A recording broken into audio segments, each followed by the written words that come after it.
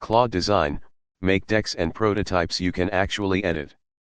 Explain what Claude Design is, and is not, why editable artifacts change operator workflows, and a practical playbook to turn a messy brief into a usable pitch deck plus clickable prototype.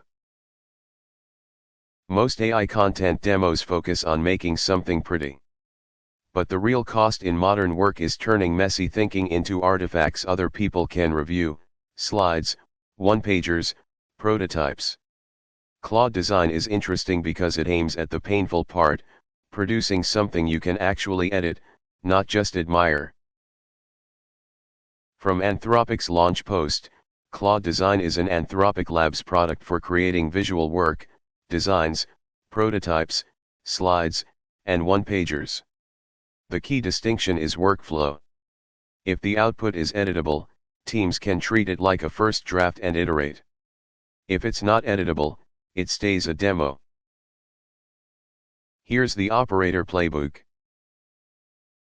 Try this with a real constraint: take a messy one-page memo and ask for a 5-slide deck aimed at a skeptical exec.